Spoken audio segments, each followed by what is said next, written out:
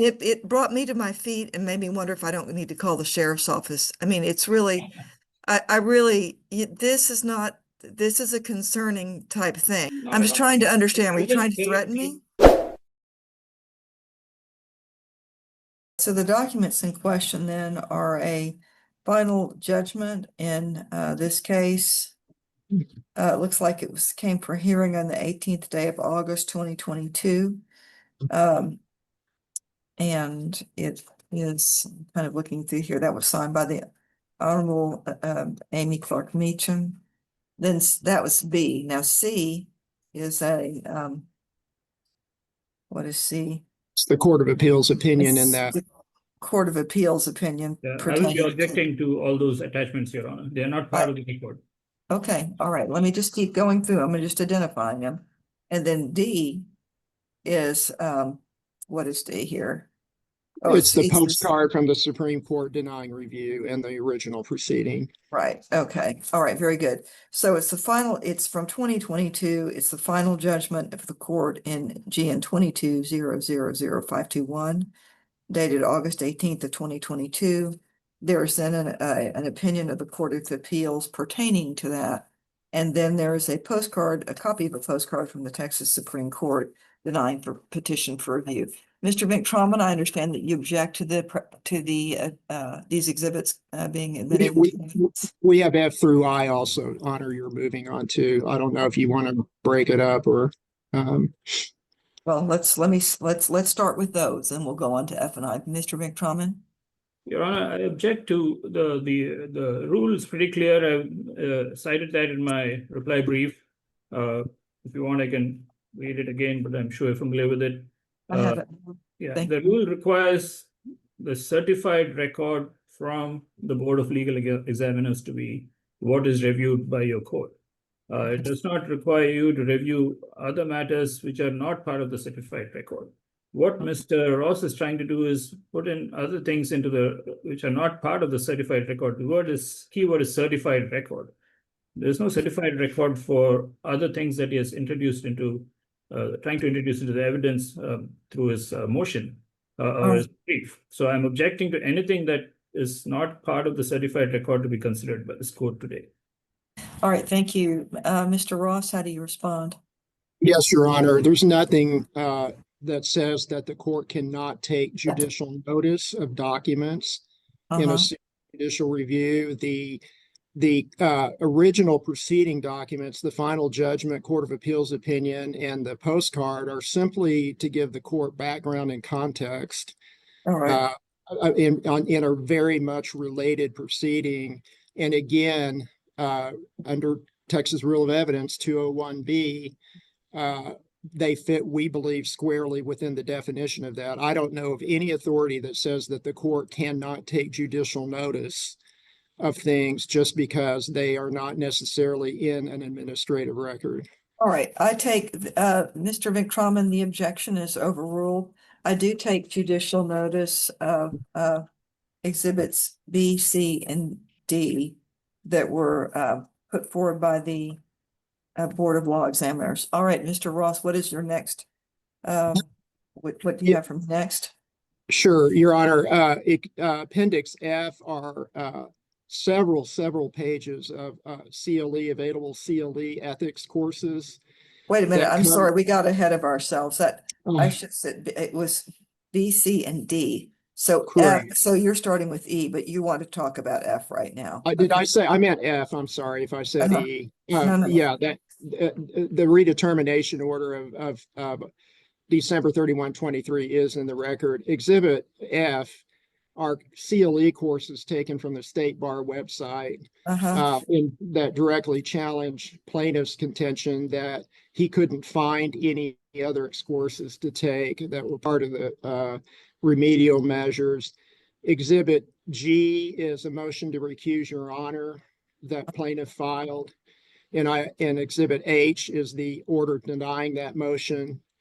And Exhibit I is an email. There are several emails in the administrative record and communications between plaintiff and the board. But Exhibit I think this bears directly on character and fitness. And it's an email that plaintiff sent calling Your Honor a puppet judge. And I don't again, think, Your Honor, he's trying to influence this court even before the beginning of this hearing. all of those documents fall squarely within TRE 201B. Their authenticity cannot be questioned. And I believe they bear in this case. And again, I'm not aware of any authority that says that the court cannot take judicial notice of those things because it's a suit for judicial review. Troman, how do you respond? Your Honor, he's talking about some of the things which are probably in email exchanges between him and me. They're not part of the court pleading. So he's trying to influence you even before the hearing starts by stating negative things which I might have said in an email to him, but that's not part of the record. So if we had, I called him some names in some of the emails because I don't have very high regard for him, but those don't come into the record. I don't know why he's introducing it other than to show you that I'm such a bad guy that I used a pejorative against you. How's that got anything to do with the record? It's not part of the record. You're here to review the record and determine whether their decision stands or does not stand. All right, Mr. Ross, how do you respond? It was an email from him. He certainly doesn't have any regard for me, but he doesn't have any regard for the court either. And that is something that he wrote that disparages the court, and that bears directly on his character and fitness. And he wrote the email. I mean, he could say, I didn't write the email. He's not saying that. So the authenticity of it can't be questioned. All right. So here's my ruling regarding the, what do we have here? We've got the CLEs, that's F, right? Okay, CLE course search. Your Honor, I'm objecting to that as well. They included some CLEs in their original as part of their record.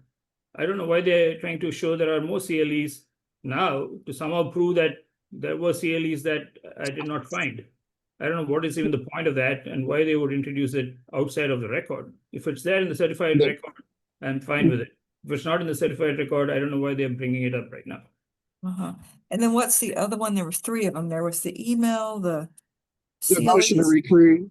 Motion to recuse, Yeah, Your Honor. I'm objecting to that as well, Your Honor. That happened well after the record was created last December, which is when the hearing was, I mean, December 15th of 2023 is the last date for the record, because that was when we had the hearing with the BLE. And the record is based on that, not everything that happened since. The strategy is pretty clear, Your Honor. He wants to throw in whatever he wants, he can find anywhere, and somehow try to say that I'm not suitable to be licensed. And that shows his desperation. He probably doesn't have a good case with with the original material, so he's bringing in extraneous stuff which are not allowed. The law is clear. It's a certified record that is being reviewed by this court, not anything outside of the certified record. Right. So I will take judicial notice of the motion to recuse because it's just a document filed with the court. The other two, which are the emails regarding me, and then also the list of CLEs that Mr. Troman could have taken. Those are not coming in, but the other one, the motion to recuse, I'll take judicial notice of. The fact that the email contains, I think you're calling me a puppet judge, honestly, like the old saying goes, and sticks and stones may break my bones, but words will never hurt me. He's entitled to his view and opinion. It says I'm not going to affect my ruling here. I do, that's just how it goes. Sometimes when you're step forth as a judge, people say ugly things and they, we just move forward, and that's how I'm going to do today. All right, folks, what's the next thing, Mr. Ross? Is that it? Yes, Your Honor, if I may just very quickly on the CLE courses, that they span dates that are comprehensive, and they're from the BLE website, and there is case law that says that items from an official public website can be taken judicially notice of. So that's just my argument there on the CLE courses. So already ruled on that. I'm sorry? The court already ruled on that matter. I thought she just ruled on it. Okay, we got to figure this out, folks. So you know, I'm not going to let in the email where Mr. Troman says ugly things about me. We're not going to do that. So, but Mr. Ross, what is your argument now about all these CLEs? That They something, are, they are a list of available ethics CLEs. There are several pages. Plaintiff is saying that he could only take 6.25 hours because that's all he could find. And he just said that at the hearing. And this directly refutes that. And it's from a credible source, a website from the State Bar of Texas that has a range of dates that he could go to now if he wanted to, that show hosts tens and scores, if not hundreds of available CLE courses. And again, I think that falls squarely under 201A, and it bears directly on this proceeding. it Your sounds Honor, like it's, I okay, object. stop. Yeah. We're going to be here all day long. The objection is sustained. Let's now get into evidence, okay? Go ahead. Are you asking me, Your Honor? So, yeah, Can I make an someone needs to, opening? Can I make an opening statement? all right, let's go on and figure out how this is going to work. Mr. Ross, tell me how you're visioning this, and I want to hear from Mr. Troman. Right, I'm prepared to argue however you want to. I don't see any reason not to just get into the merits Okay. of the case. Certainly, Mr. Troman goes first. He has the burden of proof. Right. And then I would go next and he can have a rebuttal. That's how I understand it usually works. So, but what's your, I mean, I guess the question here is, I know, and my question to you, and I should have been more specific. Typically we have an opening statement, although this case has been especially assigned to me, so I'm already pretty familiar with it. I'll tell you what, gentlemen, here's what I'm gonna let you do. You can have 10 minutes for opening statement, but no more, okay? And you don't have to use it. And sometimes discretion is the better part of valor, you know? But keep in mind that we only have so much time this afternoon. So, and we've already spent some time arguing about some exhibits. So I'm going to give both sides 10 minutes if you want to use it, but I will be stopping you at that end of the 10 minutes. All right. So with that, Mr. Troman, keep in mind that I am pretty familiar with your case already, sir. Yeah. You have 10 minutes. You may start. Thank you, Your Honor. I understand from what you just said that you have read the pleadings, and so I don't need to recite the pleadings back here. So I'll just give a summary of what I want to talk about. Okay. So essentially, in a nutshell, the Board of Law Examiners does not want to admit me. They don't want me in the bar. And so starting from that goal, they work backwards to do whatever it takes to stop me.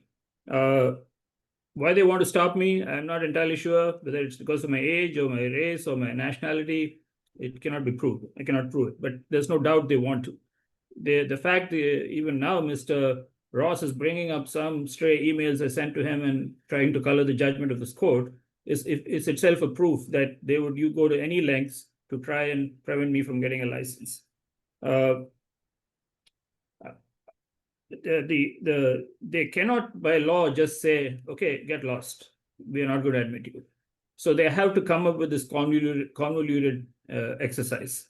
And so I'll just touch on a few brief things that mainly concerns me, and I would like the court to look at. First of all, the whole thing is arbitrary and capricious. The BLE has imposed unattainable curative measures. The curative measures, almost all of them are unattainable. For example, the one that was brought up to me recently was the New York State Bar application. Now, I have provided a release dated, and the date on that is June 17, 2023, which I'm presuming is part of the record, which gives them a release to get whatever information they want from whoever they want. That is what every other BLE has done. No BLE has come back to me and say, go and get some other record on your own from somewhere. So, you mean Board of Law Examiners, right? Yeah, Board of Law Examiners. Okay, go ahead. So this is, there are two things they're trying to tell me. They're trying to ask me to send a copy of the application, which I don't know how they will validate. And second of all, they're trying, after the New York Board of Law Examiners has declined to provide that information because I'm already a licensed attorney, despite my release, that's not my fault. I can't be made responsible for what the New York Board of Law Examiners decides. I'm focusing on that because this is what was brought up as a big stumbling block, aside from 12 other things that they have stated. And even on top of that, there's a statement which says, even if you complete all these 13 unattainable tasks, you still don't get you're not entitled to a license. So why would I waste my time trying to even achieve those curative measures if they're saying even then we won't get it, we'll give you another 13, come back, and I'll be completing 68 years in August of this year. There's really no point for me to keep on pursuing this beyond this point. If I'm not licensed now, there's no point in even getting licensed. And then Texas Government Code section 82.028C1 allows for a denial only if there's clear rational connection between the trait and risk of client harm or obstruction of justice. Now, that's basically something to do with dishonesty or my likelihood of damaging clients or disrupting the legal system. There is no proof that I would do that. They don't have any example where I have been dishonest. They may not agree with me on some of my positions when I say I didn't make any mistakes, that I need to come and grovel in front of them. So that's not a reason to deny me. I did make good faith efforts in the last one to comply with whatever it is they told me to do.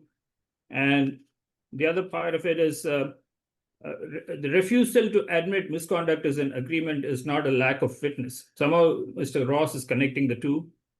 The New York bar file, as I already explained, is beyond my control. I already provided a release. The litigation and recusal motions, I've exercised my legal rights as a pro se litigant. I've not done anything unethical or illegal. And even though they have a broad discretion to decide who gets admitted to the bar, they're still bound by the substantial evidence and rational basis rules. They cannot just decide, okay, we don't like you, we don't want you here. And finally, repeating it, the only thing the court should consider is the certified record that has been provided to the court. Nothing outside of it, nothing which is, by mentioning some emails, Mr. Ross has already colored the opinion of this court about me, which he was not supposed to do. So once it is read, it cannot be unread. You already read it, or he already mentioned it. So that's my opening. I would reserve the rest of my time to respond.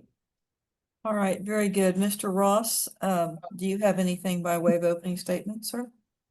Yes, Your Honor, thank you, and I'll try to be brief. This business about the Board of Law Examiners just wants to stop Mr. Venkatraman from getting admitted because they don't like him or they're biased against him is absolutely groundless. There's not one shred of evidence to support that. The board took into consideration his application, his redetermination application. He got a hearing, full hearing in both of the proceedings, the original proceeding and this proceeding. And the board voted the way they did to issue both orders, and the redetermination order, which is at issue in this case, based on the evidence and the testimony. They're not telling Mr. Venkatraman to get lost. They're doing their job, which is under the rules of professional, under the BLE rules in the Texas Government Code. Chapter 80 is they're the gatekeeper on character and fitness. And that's the job that they're doing. And there's not, these are just off the cuff, completely, entirely frivolous and baseless allegations that the board somehow has it out to get him. Mr. Venkatraman in his briefing says that the board wants him to grovel and fall before it on his knees and confess everything. That's not what the board is expecting. What the board can and should expect in any application is ownership of some responsibility. Mr. Venkatraman, he may not agree with all of the findings. He has every right to say, I don't agree with that. But he can say, with all due respect, I don't agree with that finding, and here's why. And he's entitled to do that. The board is not looking for obsequiousness It's looking for acceptance of responsibility. And that is, that he is adamant, Your Honor, in his reply brief, that he did nothing wrong, not one single thing wrong. Nothing is his responsibility. Nothing is. It's all the board and their bias. The New York bar application. Plaintiff knows that there were releases submitted to the New York bar. They didn't release it. I don't know why. I don't know why they didn't, but here is what's important. He could easily have submitted his application himself. And what is also important here, and we point this out in our brief, and there are statements that plaintiff made, all caps, bold, I will not give you my New York bar application. He's adamant about it. There's some negative inference that the court can draw from that. He's not saying, well, gee, I gave him a release. I'll see if I can get my stuff together. And he says he doesn't know what it all consists of. He can furnish it to the Texas board and they can say, hey, you didn't furnish this. We still need this. And he can say, well, I don't have that. He didn't even try to go through any of that. And I think the court should really take notice of how vociferously adamant he is about not furnishing his application. And also, Your Honor, plaintiff misunderstands the purpose of curative measures. And he tries to make a mockery out of them by saying, how am I going to prove a negative that I've never driven over 65 miles an hour? That is absurd. The curative measures are there for him. They're guidelines to help plaintiff meet his burden of proof.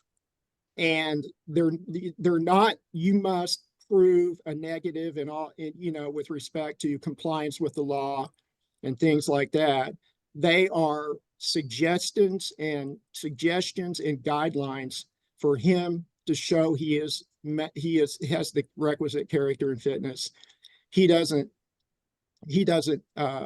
even try to do that. And Your Honor, for the reasons in our brief, and I'm happy to go now. I mean, this is kind of all oral argument anyway, but I can elaborate more on what I've just said. But for those reasons, and to be argued here and in our brief, we would respectfully request the court to affirm the redetermination order in all respects. Thank you. All right, very good. Thank you. All right, Mr. Troman, now's your opportunity. Your Honor, Mr. Ross is trying to put a lipstick on a pig. Any fair review of these curative measures would show anybody, and I've shared that with multiple lawyers as well as lay people, all of them have come to the same conclusion, that how in the world are you going to accomplish this? And so I would like to, rather than talk in generalities, I will pick up each curative measure, because that, I believe, is the crux of my case today, and explain to you what the problem is by referring to the brief that I've already filed, if that pleases the court. Please go ahead. Okay. So if you give me a moment, let me pull that up. So before I respond to each of this, I also want to add one more thing to respond to what Mr. Ross said. He said, okay, why can he not just produce that New York application? Yeah. I don't know what that would even means, because the New York application consisted of an original application followed by email exchanges to clarify certain things. So there is no way that they would know, even if I submit something, it's comprehensive. And that would just be another excuse to try and say, okay, you didn't submit a comprehensive application copy. So, okay, now you're denied based on that. So, okay. Pardon me? I said, okay. Yeah. So the other thing that because this, for some reason, we keep coming around and around to the New York application as if that is the biggest deal of all, that if somehow they don't get a copy of that application, there must be something fishy in that.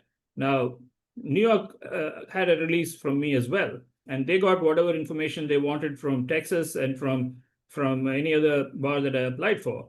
So this reversing this matter and saying, even after you've given a release, the onus is on you to somehow produce a complete application is a ridiculous proposition, because if I just give it on my own, they can always say this may not be complete, this may not be accurate. there's no way to prove it. So even going through one more redetermination, they can reject that copy and say you didn't submit us a proper copy. So they're just playing games here, according to me. Then coming back specifically to these curative measures, the first line there says, these measures are neither exhaustive nor exclusive. Completing these measures does not entitle Venkatraman to a license. Meaning what? There are 13 measures they are given me. I have to go spend my time and money to accomplish them. And I come back and reapply. And once I reapply, all they have to say is, hey, we got 13 more for you to do. I just wasted another 1 year of my life trying to reapply after complying with these measures. Specifically, if you go to 27.1, those under the curative measures sections 6 and 7 of the order, those are from a prior order. Now, again, I did my level best to comply with that. The child support issue got resolved, although it is still under appeal. I've still paid it off, although the appeal is still ongoing under case number 23-0000324-CV. I'm sorry, 05-23-00324-CV, which is the Fifth Court of Appeals. So I have paid that off. And then coming to the specifics, is saying, how can anyone even demonstrate compliance with all state and federal law, which is what they want me to do. So I have to go back and somehow prove that I am innocent of breaking any law. No court in the US works that way. If they have a charge against you, they file a charge against you saying you violated certain law. Nobody asks you to go yourself and come back and prove that you never broke any law. Otherwise, you go to jail because you can't prove it. So I just gave an example for that. If I drive 60 at a 55 miles per hour limit freeway, technically I'm in violation, and so are everybody else on the road. Does that mean I need to report that to bar and can they deny me based on that? Makes absolutely no sense. It's capricious and arbitrary and unattainable. Then they say, and I'm asking, how can anyone demonstrate compliance with the regulation, rules, and statutes governing any profession or activity in which he may be engaged, since there are no entity that hands out such certificates of compliance? So if I join a company tomorrow or a law firm, they're not going to give me a compliance certificate showing that I complied with all the regulation, rules, and statutes. If I broke anything, surely there'll be some ramification or repercussion. But if I just do my job, nobody's handing out such certificates. Then it says, and I'm asking a question, how can plaintiff maintain professional employment, preferably in the legal field, when he has been denied a law license in Texas? I cannot get a job in any law firm in Texas. I don't have a Texas bar license. Nobody will hire me. So I do my own private patent attorney practice. So I cannot get this is also an arbitrary and capricious and unattainable condition.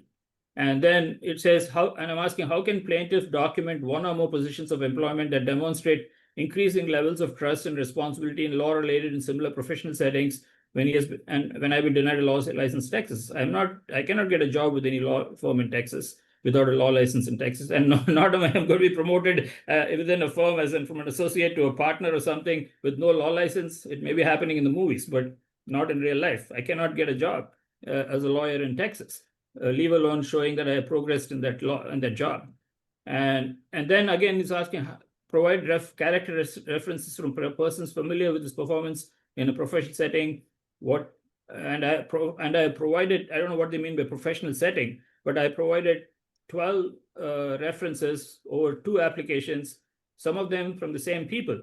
And they're wondering why I keep coming back to them asking for references to get admitted to the bar. They already gave me references. If nothing else, they should take those references into consideration. They were given by mostly the same people on 2 separate occasions when I applied for a redetermination. So I'm not sure why they want to keep on asking me for character references. Then it says, how can I demonstrate genuine remorse, recognition of personal responsibility for past misconduct, supposed, and a commitment to avoiding objectionable behavior in the future? Again, as he said, and I said in the beginning, I have to, first of all, agree to something that I've done wrong, which I don't believe I have. In terms of the law, and in terms of the rules, I have not done anything dishonest or unethical for me to come and confess and plead for mercy or plead guilty to it. And Mr. Ross seems to think that if I don't apologize for everything and anything, there's something wrong with me. And I don't even know what it means by saying genuine remorse. How does anyone prove that I'm genuinely remorseful of anything? Nobody can. It could be a totally hollow apology. I can tell you, Judge, today I apologize for everything. Doesn't mean anything. It's not. And genuine remorse lies in the eyes of the beholder. Nobody can prove it. I don't again admit to any past misconduct. I did my best to apply and provide the information that was required of me. I was cordial to all the people I dealt with. I was straightforward with everything I did. There's nothing where I did which could be termed to be egregious. So I don't even know. I have nothing to apologize for. Then it says I have to engage in positive activities such as pro bono participation in religious, civic, or community affairs. On what basis? And why religious? I mean, the state and religion, there's a separation between church and state. I can't be forced to go and work in a church or something to show that I'm good enough to be admitted to the bar. I don't even know how they came up with this thing. It's completely, it's probably illegal what they're asking me to do. And if I go and do pro bono with some entity, how does that even prove one thing one way or the other? That's my question regarding that. And then candor and cooperation with board staff. Now, I think I've been overly candor, showing over candor. I think I've written, he said in block letters, something to the effect, I cannot provide the New York application, because that is the truth. Looking at right here, Mr. Vinkerman, it's from you. Gosh, it's a reply brief you filed in the court, and you took a paragraph and you put it in red, and then you put in block letters, absolutely does not admit to any past misconduct. I mean, so I've seen that from you before. I don't know what you said about New York, and I don't know, but I'm just saying that it's a little unusual to see a brief in the court where they've changed the font from black to red and switched to all caps. I mean, I don't think there's a rule against it, but it's just a little unusual, that's all. I agree, Your Honor. I never do that. And that's yours. That's your work. And you're telling me you're a lawyer, and I've got no reason to doubt that. I know you would like to be licensed in Texas. I find that you're very sincere, truly, but I'm just saying that, that's the type of thing I'm looking at right now from you. I understand. I think the all caps was from Mr. Ross. I did not make anything all caps that he didn't make all caps. I just copied and pasted. I just changed the color. Having changed the color. So you just put it in red for me so I could make sure and see it because it was in red. Okay. Your attention, but all caps. No. All right, go ahead. Okay. And then the next point says, how can I demonstrate timely, diligent, professional compliance with all the board rules? As far as I'm concerned, I have complied with all the board rules. I've not come and said I'm not going to comply. They're asking for things that I cannot do, and even if I do it, they claim that I didn't do it. And my question is, how does anyone even demonstrate timely, diligent, professional compliance with all the board rules? They can always, whatever I do, they can say it's not an objective criteria. And my point is, if you provide objective criteria as to what needs to be done, absolutely I can try and do those things. But if you make them subjective, all you're doing is making me go and do various things and then come back and try to reapply at the age of 71 maybe. And then they tell me that you're still not good enough. You got another 13 things that we would like to do, and maybe I'll be doing this till I drop dead at the age of 75 maybe. So this is all delaying tactics. That's why I'm saying they have no real interest in my getting a law license. Because if they did, they would give me a clear-cut ABCD, go do this, and we'll give you a license. They're not saying that. And then the next one is about authorization permission required, the application record file from New York State. I've already provided it. I provided one on in June of 2023. I have a copy of that in front of me, and I believe they have a copy as well. If they take that copy to various places, it says essentially, and I'm sure, Your Honor, you're familiar with those types of releases. I can read you a little bit of that just to tell you what a release looks like. It's titled, it was provided on June 17, 2023. It says, Board of Law Examiners appointed by the Supreme Court of Texas, authorization and release. So I, Venki Venkatraman, born in Calcutta, West Bengal, India, hereby give my consent to the Board of Law Examiners to conduct an investigation as to my moral character and fitness to make inquiries and request such information from third parties in the sole discretion of the board necessary to such investigation. I further authorize the use of any such information in the course of the board's investigation and evaluation of my moral character and fitness. Now, it does not say that. Stop, sir. Yeah. Keep in mind, it's a little, again, I'm not saying it's a very common mistake, but you're talking so fast, my Okay. court reporter can't keep up with you. So when you're reading like that, you need to slow down. Again, you know, it's a common mistake, but it's one I would ask you please not to make anymore. I'm Because sorry, my poor court reporter cannot take it down. Take a breath and slow down a bit, okay? I Go ahead. completely understand. Let me do that part again if Thank you. Just slow down, So okay. I am reading from the authorization and release form that I provided to the Board of Law Examiners. It's entitled Board of Law Examiners appointed by the Supreme Court of Texas, authorization and release, in which I have written, I, Venki Venkatraman, born in Calcutta, Calcutta, West Bengal, that is Bengal, India, hereby give my consent to the Board of Law Examiners to conduct an investigation as to my moral character and fitness, and to make inquiries and request such information from third parties as in the sole discretion of the board is necessary to such investigation. I further authorize the use of any such information in the course of the board's investigation and evaluation of my moral character and fitness. Then it does the typical usual paragraphs, and I have signed that and submitted it to the Board of Legal Examiners on June 17, 2023. And this was before their hearing. So they had a release from me. It does not say if someone doesn't honor this release, you need to show up and somehow try to get information that we are not able to get with this release. There is no such clause there saying that if somebody will not release some information despite this release, that you need to go and do something about it. And that was my point. They keep asking me to do something about the New York application. If they expected all the information to come directly from me, they wouldn't need a release. They just come and say, show me this application, show me your college proof of law school and all those things. So what they're asking for in terms of the New York application is outside what is allowed in this process. So, but that has become one of the big things for them. I don't know why. So let me get back to there are a few more curative measures that I want to just refer to, which I'll be getting to right now. And so I already covered the authorization permission. I have given the release. I have not stopped them from getting anything they want. And if they fail to get something they want, that really can't be my problem. Then they're asking me to complete 20 hours from the time of the order of the verifiable CLE courses.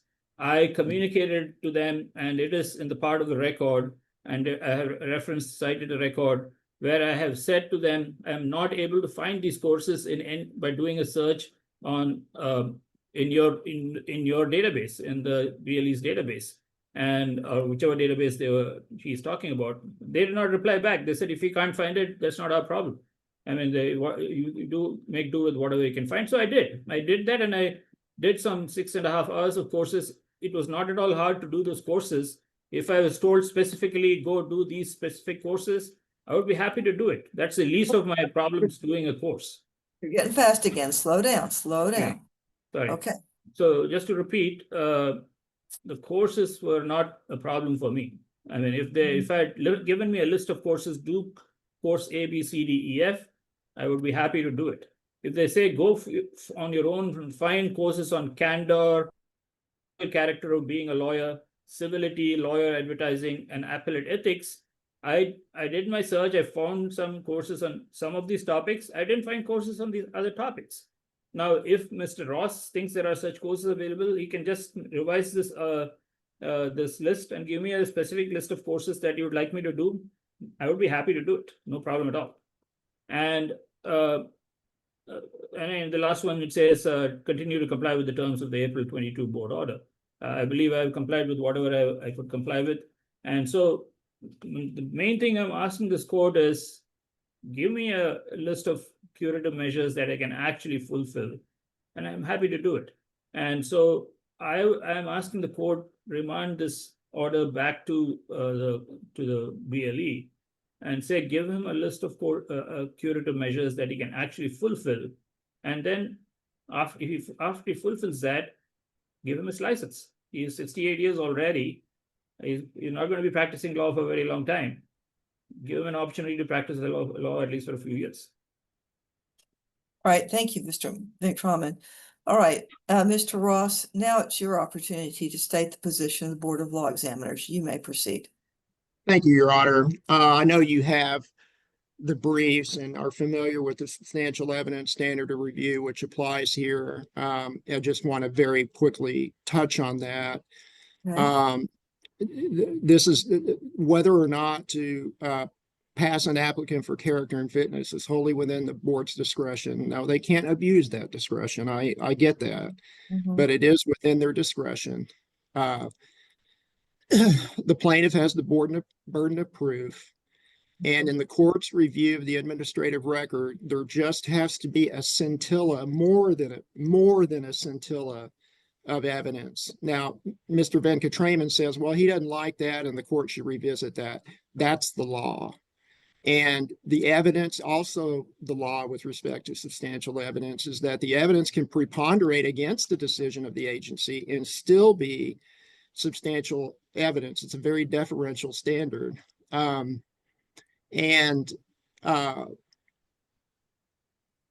anyway, that's the standard of review. The substantial evidence in this case clearly shows that there is a rational relationship between plaintiff's present possession of negative character traits and the likelihood that he would cause injury to future clients, obstruct the administration, or violate the Texas disciplinary rules of conduct, professional conduct, if he were recommended for a license in Texas at this time. Plaintiff has a demonstrated pattern of not taking responsibility for his actions, including his refusal to cooperate with TBLE staff, his lack of professionalism and candor, and a number of other matters, and that's all in our brief. Now, with respect to the curative measures, plaintiff trivializes the curative measures by reading them and twisting them into some kind of literal statements, like he has to provide some kind of proof every day that he didn't go over 65 miles an hour and break the law. That's ridiculous. He can continue, he cannot violate the law. That shows compliance with that curative measure. And again, I said before, and I'll say again, these curative measures are not, they're there to help him. He can pick them and he can come in and say, hey, I didn't violate state and federal law. Demonstrating compliance with regulations, rules, and statutes governing any profession or activity. I have done that. I've done that. Maintaining professional employment. He has not explained why. He's a lawyer in New York. Plaintiff has not explained why he couldn't have take some other law or law-related position, or at least apply and show the board, hey, I went and I wanted to be a paralegal here, or I wanted to teach here, or whatever. And I couldn't. He just completely trivializes the curative measures and refuses to even take a step in showing how he can and has complied. 27.7 in the original order is a big one. Demonstrating genuine remorse, recognition of personal responsibility for past misconduct, and a commitment to avoiding objectionable behavior in the future. Your Honor, if you read the briefs, all of our briefs, I submit that it's impossible to conclude that Mr. Venkatraman didn't do anything wrong. Now, he can tell the board, look, on this point, I think I complied. You say I haven't. I disagree on this point, et cetera, et cetera, et cetera. But he throws a blanket up, he throws a wall up and says, I didn't do anything wrong. Take my word for it and give me a license. And that's not the standard. Cooperation, demonstrating candor and cooperation with board staff. The record, as noted in our brief, is full of email communications. And I'm not going to go into them and read every one, but there are a lot of communications in the administrative record that demonstrates that plaintiff had nothing but contempt for the board and board staff. Cooperate fully demonstrating timely, diligent, and professional compliance with all board rules and cooperate with staff to provide, well, those are actually two different things. Cooperate fully, number 2711 is cooperate fully with the board staff to provide the necessary authorization or permission and file from the New York Board of Law Examiners. Well, I have two responses to what plaintiff has said about this. And this is in our brief beginning on page 18. In an email, July 21, 2023, it's at page 84 of the record. He writes the BLE and says that the BLE approached the New York BLE to get a copy of the application, which they've refused to provide despite the fact that I sent a release. And I want to reiterate, these are his words. I want to reiterate that my position is still the same, and now italics and bold. I will not, all caps, ask the New York BLE to release my application information. That speaks for itself. And even though the curative measure says, ask the New York bar to do that, nothing would stop him and has stopped him from providing a copy of the application himself. Now, again, he says, oh, how will I ever know it's complete? And they'll keep asking for more. That he has no evidence. He doesn't say, here's what comprises the application. And, you know, I'd have this, but I can't get this. He doesn't bother to do any of that. It's just a throwaway excuse. As far as the 20 hours of continuing education, he testified at the board hearing that he couldn't find any other ethics courses. Now that's his testimony. I think some of this just goes to credibility of the party witness. He says, well, gee, I couldn't find any others, but he didn't say what he did to look, how he tried to look, what he did to try to find. I mean, I think he said he mentioned he searched on the website, but he didn't say, he was no more detailed than that.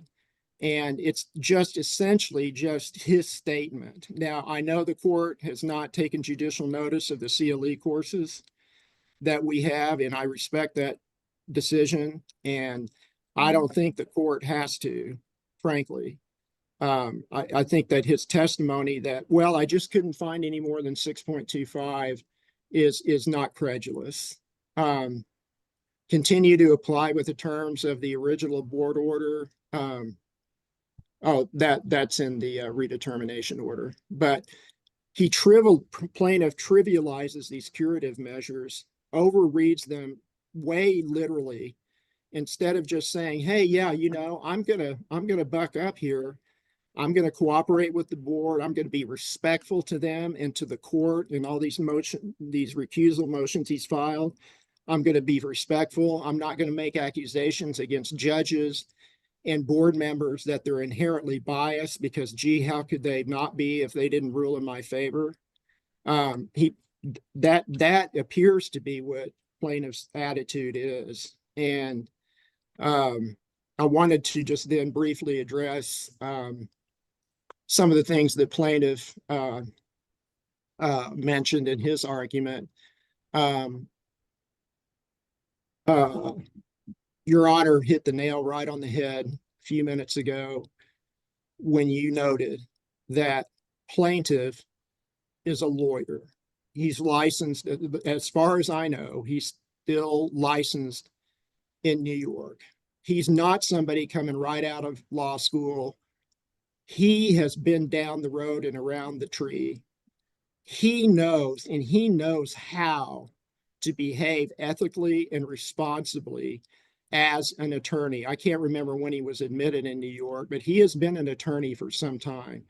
And I think the court very much should keep that in mind. Back on the CLE, I believe plaintiff said something in his argument that the board said something like, oh, forget it, that's fine. I don't see that in the record. I would like to know if it is in the record where the board said, never mind about the other CLE hours. You did the best you could. I would like to know where that is in the record. I'm not aware of it. And then I'm almost done, Your Honor.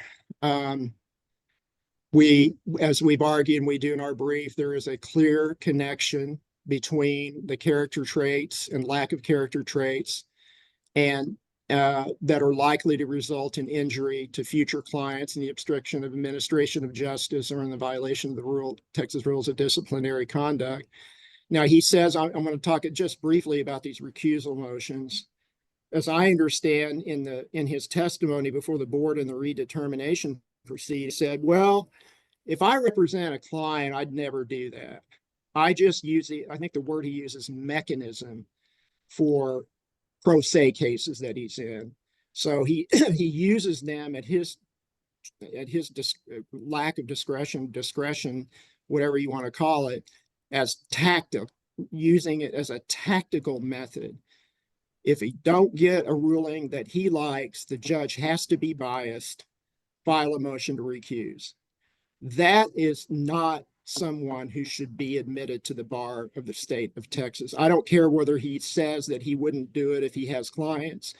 It is a gross thumb in the nose of every ethical standard that I can think of to say, I'm going to accuse a judge just without, and there isn't any evidence. He's accused judges of being sick, of being, biased, and well, gee, this, and this, so they must be racially biased against me, without any proof whatsoever.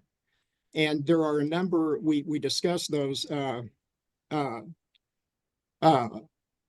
recusal motions and proceedings in our brief, and including the attachment of the judge in Dallas County that I would commend the court to read. And on the merits, as part of his merits argument, I think, as I understood plaintiff to be saying, that he didn't have a character witness in the redetermination proceeding, and that, I don't know if it was related to that, but that some attorneys told him, gee, that's ridiculous, that's silly. He doesn't say who they are. He didn't bring them to the redetermination hearing. He didn't have any character witnesses at the redetermination hearing. His attitude appears to be that it was a foregone conclusion, so why should I have bothered? Which again trivializes the process, and I think is very disrespectful. If he's either serious about wanting to get a Texas law license or he's not. And how old plaintiff is, that's, I wish I were not as old as I am. That's just the way it is. That's not the board's problem. If he wanted to be a Texas lawyer, he could have done a lot of things differently and applied earlier. That's his choice. That's not the board's problem. And Your Honor, I think for the reasons that I've discussed, and I'm happy to answer any questions.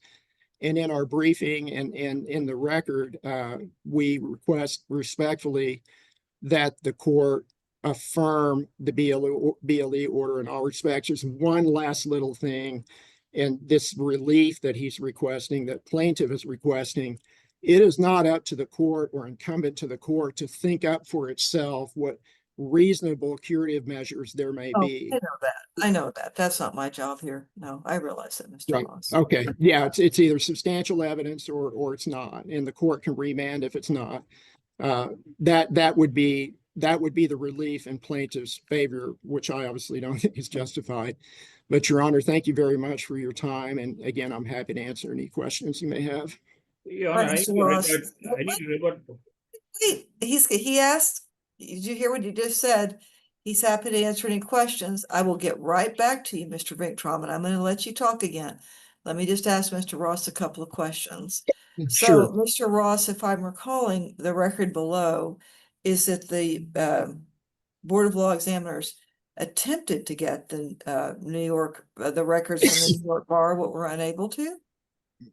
I think that's right, Your Honor. I don't know for sure. And if it is the case, I don't know why. But that just absolutely does. I mean, he said he's not going to ask, all caps bold, italicized. He's not going to ask him, and he didn't furnish it himself. I mean, whatever New York wouldn't do in terms of honoring or complying with a release or a release request is just not material when he says, I'm not going to ask him and I'm not going to give it to you myself. All right, very good. Well, thank you, Mr. Ross. All right, Mr. Vintraman, you may have something by way of reply, sir. Sure. The last reply that he just gave you was the biggest obfuscation I've seen in a long time by any lawyer. You asked him a straightforward question. Did the board attempt to get the information from New York bar on its own? And he acts as if he doesn't know about it. And if he doesn't know, he's not prepared or he's just making it up. I brought to the court's attention a release that was provided, and he stopped reading that email at a point which is convenient to him, because after that bolded and italicized line, I also said I've already uploaded my certificate of good standing in New York. Typically, that's what people want to know. Are you still in good standing with that court?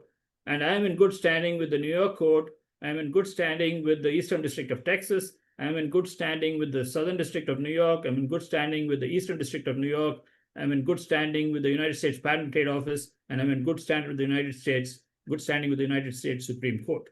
Now, he picks some random thing and he reads a partial email without reading the rest of it, because he knows that that will defeat his argument.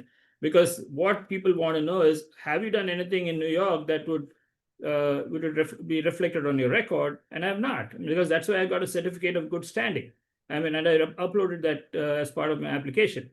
Now, even then, if he keeps trying to imply there's something going on in New York that they couldn't find out about, they really need to find it out, it's all a red herring. There's nothing to find out, and asking me to produce information after I've given them a release to get it from wherever they can get it from is complete nonsense. With respect to him saying I'm trivializing the curative measure, it's not trivializing. I just read each of those measures. Those measures, if the board wanted, they could have made it clear-cut, straightforward. Do this, do this, do this, do this, do this, and come back. And if you do this, we will give you a license. No, they have made the measures so obscure and in a manner that it's impossible to show that you ever complained. He's saying I can just come and say I've done it, and apparently the board will take my word for it. I never violated any law. Okay, great. We'll give you a license. I don't know which world is he living in, but all those questions are worded deliberately in a manner where it is impossible to comply, and it is not my my opinion. I've shared it so that unbiased people can look at it and see what they think, and I'm hoping you will be one of them. And that they were saying that how are you ever going to comply? And even if you comply, they're not going to give you a license anyways. So what is the point? So I have no intention of reapplying for admission. I am only looking to see if the courts will enforce the BLE. I don't know what you just said just now, that you cannot do something, but you do have the authority to reverse and remand for further proceedings. And when you remand, I presume you give some instructions. You can't just, I've seen remand orders from the Supreme Court. They usually tell the lower court what needs to be done. You just don't remand and they say it's remanded. Then what happens after that? So I believe it is within the authority of this court. I don't believe it's the authority of this court to grant me a license, but the whole purpose of this judicial review is once you review the entire record, this court can remand. I don't think that word is there in the rule, that this court can actually remand it back to the board. And when you remand it, obviously there's some instruction. Without any instructions, remanding it makes no sense. Why would you remand it, and what are they going to do about it? So what I have asked for is the court to remand with some instruction. The instructions could be provide the curative measures that are attainable. Give them, if he thinks it's easy to do, then give me ones which are clear-cut, which nobody can dispute, whether it's once it's done, not done. Whether all of the other subjective criteria, he's making it look like I'm trivializing it. The way they have written the curative measures, Your Honor, if you read them with an open mind, you will see that it's not possible. It's not possible to attain most of them. The arbitrary and capricious, they're put in there just to make sure that it cannot be done and I cannot come back and say, I've done it, give me my license. It's not doable. So I'm not even going to try. And it also says on top of that, even if you do it, and if you successfully do everything, we still don't have to give you a license. No person in his right mind would apply for any job where they tell you, give you a bunch of things you need to do, which are unclear what needs to be done. And they say, even if you do all this and come back after a year, we could still deny you the license anyways. That is the key sentence there. If you had any doubt that they don't want me to be licensed, that is the key sentence. That line right on top of that, which says that complying with all these curative measures does not entitle Mr. Venkatraman to get a license. So there is no intention here to give me a license. I know that the way the law is written is a substantive evidence standard. It's a substantial evidence standard, but even though it's a substantial evidence standard, it's still bound by a rational basis. And whether the logic they're using to deny me a license, is it valid or not? Whether I have shown any, the Supreme Court essentially says there's any question of dishonesty or unethicalness, which may let somebody like me from being admitted. They have not shown any single dishonest is the key word that I've done. Nothing dishonest. They bring up the motions to recuse. Those are not dishonest. I've had successful motions to recuse, which he won't talk about. And judges don't have to recuse themselves if they don't agree with the motion. And he brought up the motion I filed against you. That I did not even pursue it because they would not give me a Zoom hearing. And they said it would be have to drive all the way down to Austin for that hearing, which I was not in a position to do. But I have successfully recused some judges, and for valid reasons. It's not that judges just recuse themselves just because I say so. And I have plenty of experience appealing to the Court of Appeals and the Supreme Court. I just don't go file a recusal motion every time a judge makes a ruling that I disagree with. I know the law. The law says clearly you cannot recuse a judge because you just don't like a decision or his decision. That's not what you file. You have to spell out what is it in the rules that you believe the judge violated to make a recusal motion even possible. And I have been successful several times. And I mentioned that in my previous the previous hearing that we had. And I don't know if you remember, this was something that was suggested to me by a judge. He said, if you go after the queen, make sure you kill the queen. And what he was saying, and you asked me what it meant. Wait a minute, what are you talking about? Kill who? Who are you going to kill? Okay, I told you the same thing the last time. Right. I mean, it's an issue. What are you talking about, Mr. Venkatraman? Okay, it's just a phrase, meaning that which you may agree or not agree. So there was Justice Jeff Cohen, who was the late Justice Jeff Cohen. Long before I became a lawyer, he was asked, I was getting adverse decisions from family court judges who I thought they just didn't like me and they had some other bias against me. So I asked him, Judge Cohen, what do you suggest I do? What is my recourse? I didn't know anything about appeals and all that, and what can I do? He suggested you could file this motion to recuse, go read the rules, see what are the rules, under the rules, how you can get a judge recused. But he added one line there, which it's not my line, it was his line. He said, if you go after the queen, make sure you kill the queen. Meaning that if you file a motion to recuse and you're unsuccessful, then you're probably screwed in that court. That judge is going to take it out on you. And it's just a figure of speech. It's not mean literally killing anybody. Right. See, that's the kind of judgment though that we're talking about here. I mean, you've got to realize that us judges are pretty sensitive right now. And when you start talking about killing in a hearing, it doesn't go very well. I'm just saying that. Now, I get where you're coming from. I think I understand what you mean. But I mean, it brought me to my feet and made me wonder if I don't need to call the sheriff's office. I mean, it's really, this is a concerning type thing. And I don't think you meant to make a threat on me. Did you, Mr. Venkatraman? I'm just trying to understand. Were you trying to threaten me? Because the motion to recuse have been brought up so many times. I'm just giving you the history of how I got to how you started filing those motions to recuse, right? Is that what you're trying to show me by saying that? Because I'm just asking you, are you making a threat on me? That's the question. Not. I'm not stupid, Judge. Why would I make a threat against you or anybody else? I don't know. I don't know why. I don't know why lots of things. So people do things sometimes, like put bright red font in a plaintiff's reply brief that I don't understand. So I don't know. That's why I have that question for you. So no, you stop. Are you making a threat on me? It's a question. I said no already about 3 times. All right, then stop. Full stop. All right. Mr. Ross, do you have anything else? Your Honor, I just want to confirm for one thing that this argument is being recorded, transcribed, the entire argument here. It's being transcribed. My court reporter is transcribing, and I don't know about Yeah, recording. right. A lot of times in these suits for judicial review, No. I just wanted to confirm that. Right. I want Mr. Venkatraman real quickly, I'll say, the New York bar application matter it's not just about whether he's in good standing in New York. It's what he said to the New York bar when he applied. That is equally, if not more relevant than just saying, hey, if he misrepresented something to the New York bar and they admit it, I mean, yeah, anybody would say, sure, I'm in good standing, but he's not telling us what he's told the New York bar. And I think that really bears mention. And I want to be clear, I've gotten nasty emails from plaintiff after hearings calling me like a scumbag because I cut him off and he didn't have a chance to talk or things like that. I do want to be sure, and I know Your Honor is doing this, that Mr. Venkatraman has as much time as he needs to make his argument as allowed and within the parameters of what the court deems proper. Right. Thank you. I've been trying to give him as much time as I can possibly give him. It just worried me when he mentioned something about killing the queen. And I mean, I don't consider myself any kind of queen, but I am certainly. Stop. No, Mr. Troman, it's not welcome right now. Okay. I will let you talk more in a minute.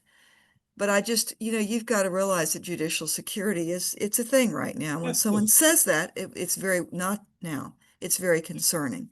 All right, Mr. Venkatraman, we're going to say that you were not making a threat, and I feel better now. I'm going to let you you'll have the last word today, sir. You can say anything else you want, and then we need to stop, but we can't go, too much longer with this, but let's hear, what else do you have to say? How much time do you have, Your Honor? Like well, if you let me take a break now, I'll let you have another 30 minutes. If you don't let me take a break, you've got 15. We can take a break, Your Honor. I'm okay with All right, that. we're going to well, thank you. How kind of you.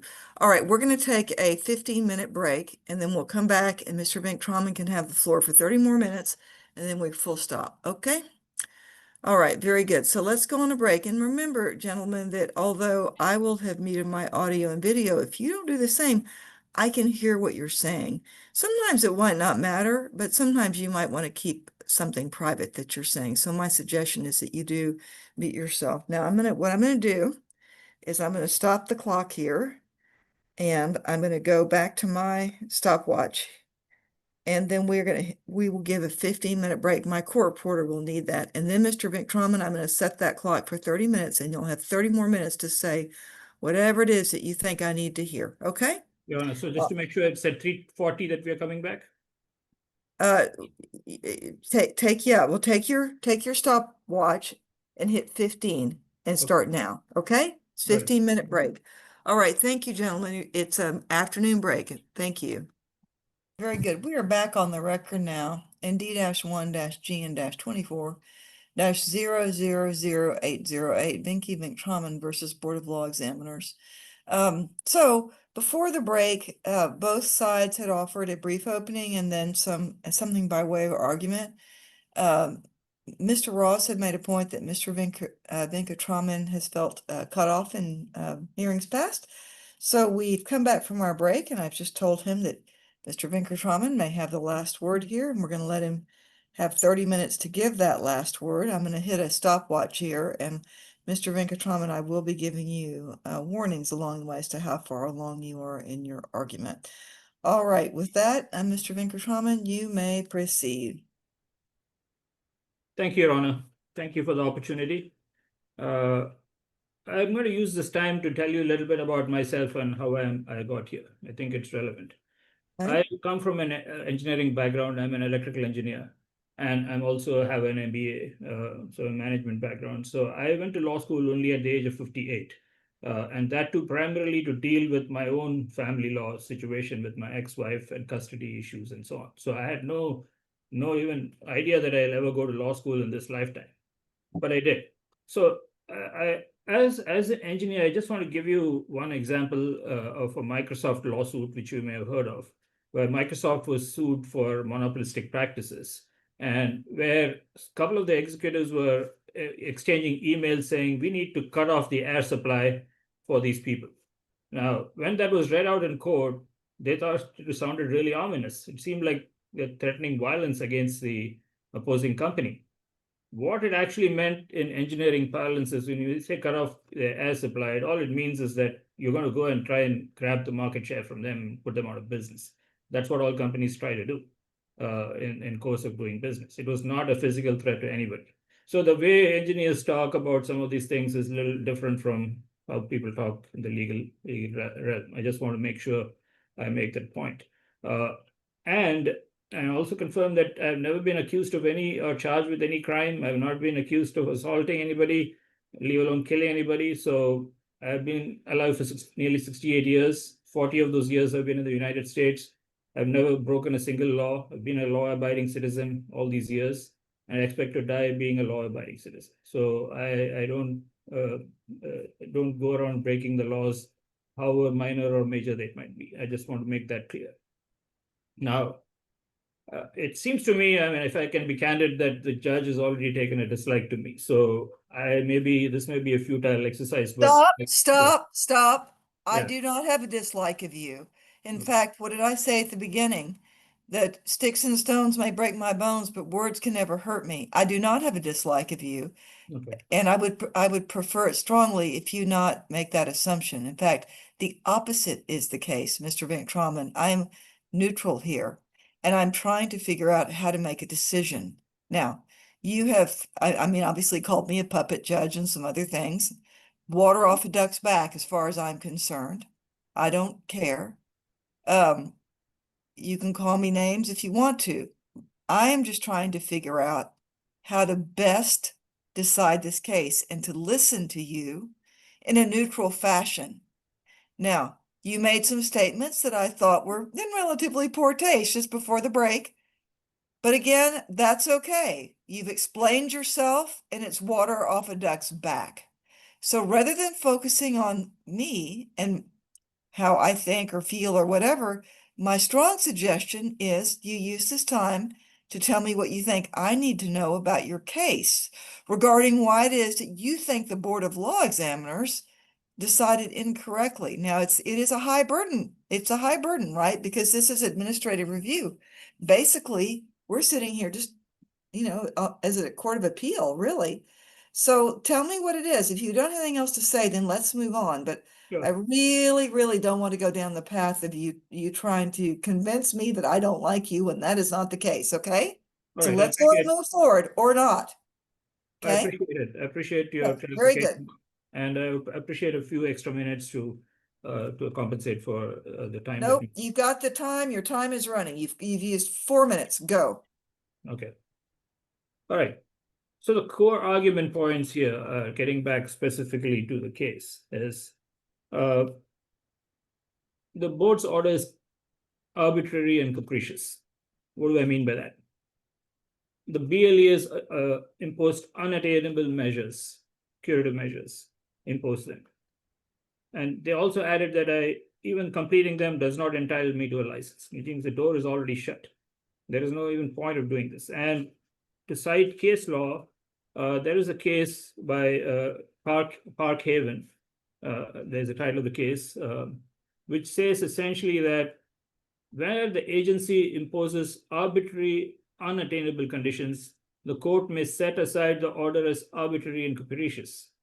That I believe I've cited it in my brief as well. So it is not that the court has no powers at all and can't do anything about it. It can, provided it is convinced that the agency is imposed arbitrary, unattainable conditions, what I've argued, in which case the court may set aside the order as arbitrary and capricious. So there is case law supporting that, which is Park Haven versus Texas Department of Human Services, 80 SW-3D211, Texas App Austin 2002. The next thing is there is no clear rational connection, where I would refer you to Texas Government Code section 82.028C1. The denial is allowed only if there's clear and rational connection between trait and risk of client harm or obstruction of justice.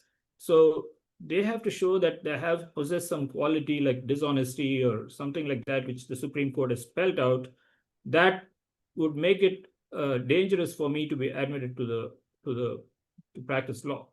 Now, first of all, I'm already practicing law in the New York area. I'm also a patent attorney, which I'm admitted to the USPTO as well. And in the 4 years that I've practiced patent law and a little bit of New York law that comes my way, I have not been accused of dishonesty or anything unethical by anybody. Now, Mr. Ross would like to say, how about when he applied? Maybe he lied to New York. Maybe that's how he got admitted.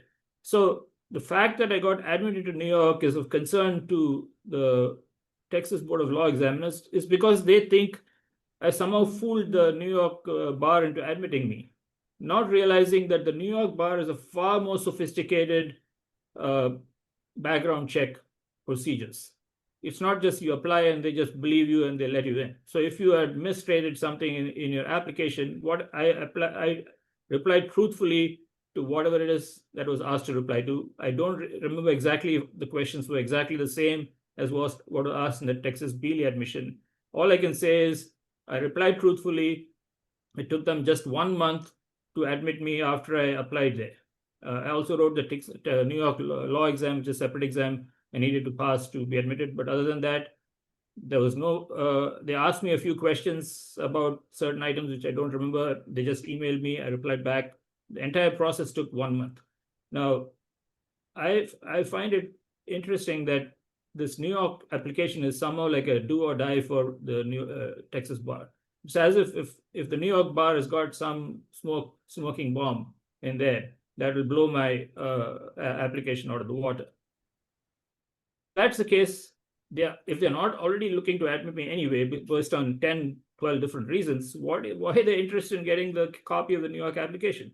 That is not the only thing that stands in the way of my being admitted, it appears. So they could say, if they really choose that is their main thing, they'll tell me that, okay, we don't care about, and that was exactly what was conveyed to me by Patricia Newman, by which she said Nadia Huang, the executive director, told her, ask him to give us a copy of his New York application. This is outside of the legal process. I don't know what was the point of that. That's why I asked in the beginning. Now, I'm contending that I replied truthfully to New York. They did a background check. They admitted me, and subsequently they took only a month to do this process, which has been taken 5 years for the BLE to do. And again, it's not a question of my stopping the BLE from getting it. I've furnished a release document. It's on the record. The release has allowed them to go get my applications from Ohio. It allowed them to get my applications from DC, which I all used against me because they were also getting information from Texas. So it was a mishmash of exchange of information based on which everybody was. And so eventually I dropped the idea of proceeding with the DC and Ohio applications. How many board of law examiners am I going to fight at the same time? So I just dropped it. I didn't see the worth my while to proceed. I already had admission in New York, as well as to several federal courts and the US Supreme Court and the USPTO. Now,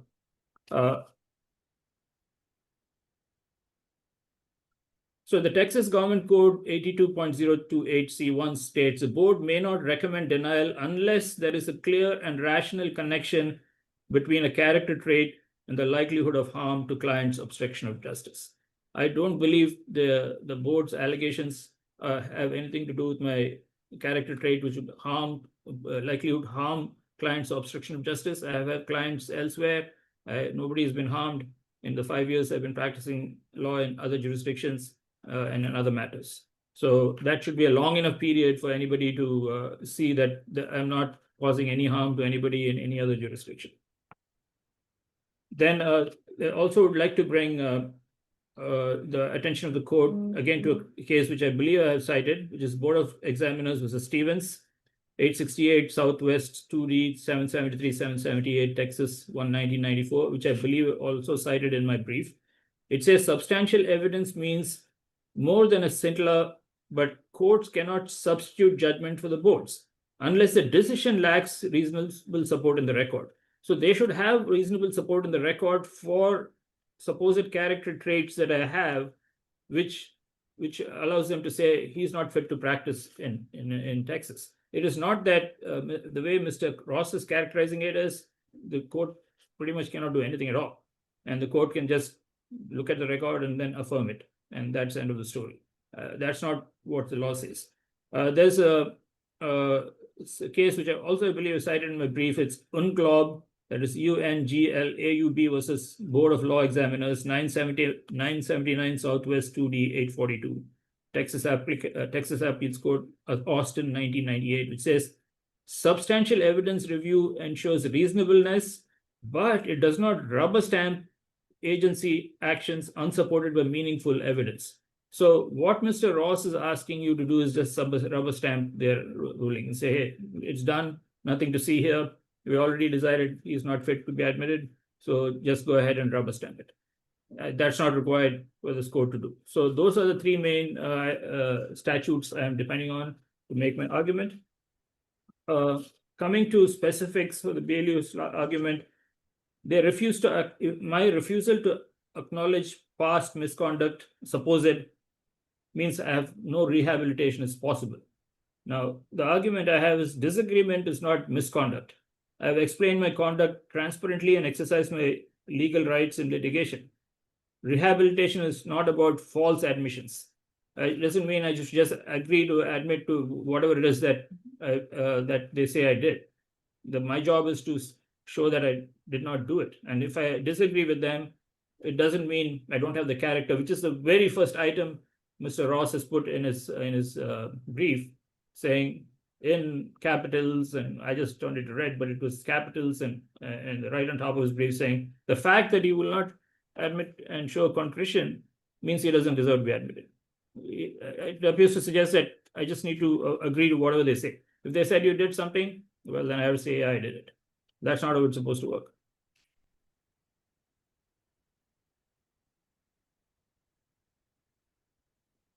With respect to the CLEs, I've already made it clear that I did my best to find the CLEs. The CLEs were all niche type CLEs. They were not all ethics related, and some of them were not findable. It was a simple, and I actually communicated, it's on the record that I'm unable to find those CLEs. It's on the record. I'm not just saying it right now. Like I sent it by email or communication to the board saying, hey, I cannot find it. They just sent me the link to all their courses. I did a search through them. I worked in information technology before. I know how to do a search. I could not find courses other than for the ones that I completed. So it's not that I don't want to do it. I'm happy to do the courses. I've done any number of courses in 68 years in my life. So I'm happy to do a few more courses. They could very well have said, do course 1, course 2, course 3, course 4, course 5. These are the ones we want you to do. I just click on those and go and do them. That's not what they did. They said, go and find the courses. It's your problem. With respect to DC and Ohio, I voluntarily withdrew from those applications because they were seemingly going nowhere, because it was a circular firing squad with Texas giving information to Ohio and DC, and they're giving it back to Texas. And in between, it was adding up, and I couldn't be arguing with 3 different Board of Law Examiners at the same time. So I withdrew it. I was not eventually denied. I just decided not to follow like I'm doing right now in Texas. I decided to drop it at different stages in DC and in Ohio. I didn't pursue it. And the reason I had even done it, if somebody with a management background will know, it's a kind of hedging your bets. So I wrote the uniform bar exam. It allows me to apply to any number of BLEs. So I applied to 5 of them: Texas, New York, Ohio, DC, and Alaska. Now, Alaska straight away told me that we will not process your application until you get confirmation from the other 4 bars that you are admitted. So I immediately withdrew Alaska, saying I'm not going to risk my admission fee for only $800 or $900 while you were waiting for somebody else to do the job. So they just gave me back my money.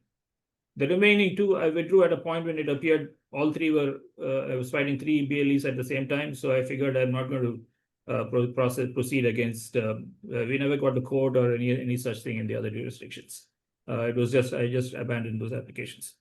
The motions to recuse judges, I know it's not a popular topic, but that I have done, and I know Popular topic. It's just, sir, it's not that it's a popular or unpopular topic. You keep bringing it up, and I keep kind of wondering why. It just doesn't seem like it's super relevant. You filed a Okay. recuse, it was denied, and that's the end of it. I told you, I don't hold it against No, you. no, I don't know what else to say. No, I'm just referring to my notes, and I just refer to it because opposing counsel is making a big deal of it. So I thought I needed to explain. But if you don't need any more explanation, I'll skip that. Okay, you've now used 15 minutes. Go ahead. Yeah. So the BLE has broad discretion, and the order is if the order is supported by substantial evidence. But that discretion is not unlimited. The law requires a clear rational connection to harm. The evidence here does not show that I'm likely to harm anybody. I've not done anything. There's nothing on my record. I've not committed a single crime. They may not like the way I litigate my cases in my personal life. And kind of going back to that part, I just learned law on my own till I went to law school. I attended paralegal school in the beginning just to learn how to write a brief. And then eventually all that led to my going to law school. So by the time I stepped into law school, I was 58 years old. So I learned along the way. I do things and then learned by trial and error. I've done things which didn't work, and then I'd go do something else. And since I'm my own client, I've tried various things, and I've figured out what works and what doesn't work. So with respect to some of the things I want to highlight here, that I am licensed in New York. I'm in good standing.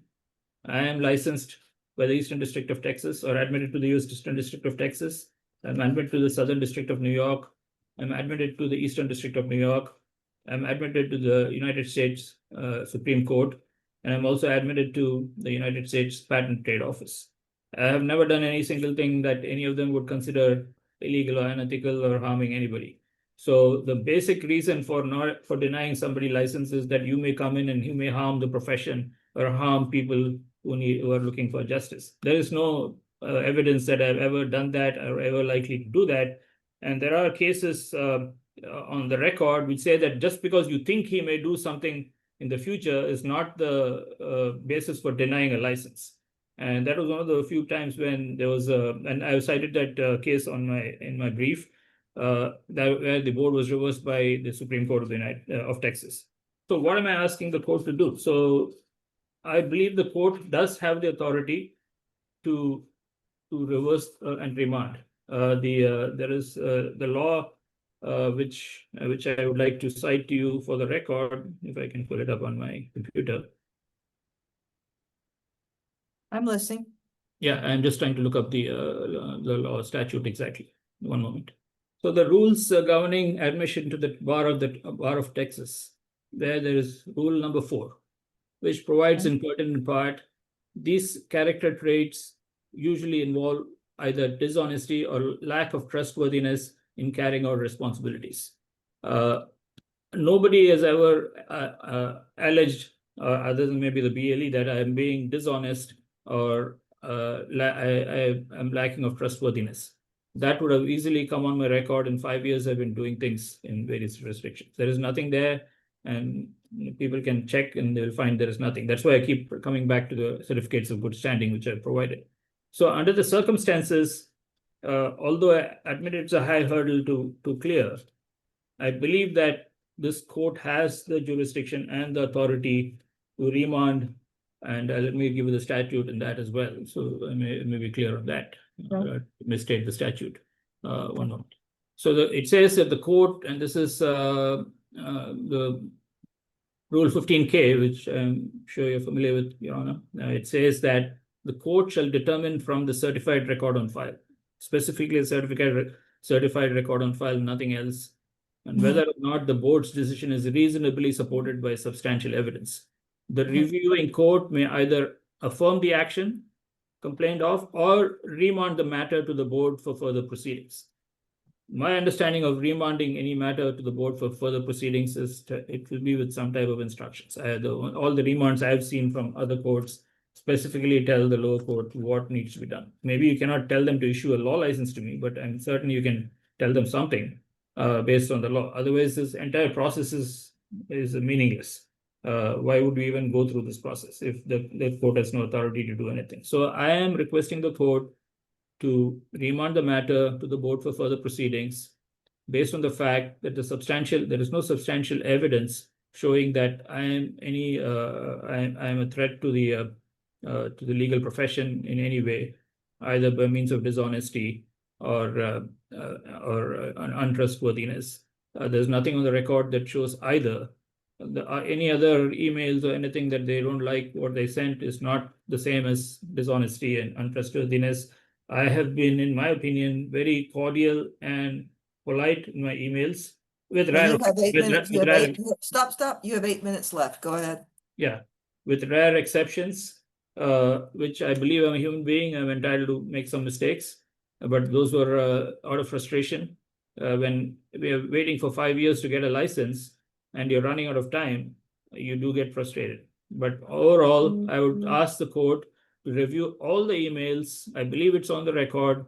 Everything that I've written, you'll find it's coming from a professional person, somebody who's educated and trained, somebody who's been around from the time the emails were first invented. And I was using email in IBM long before there was an internet.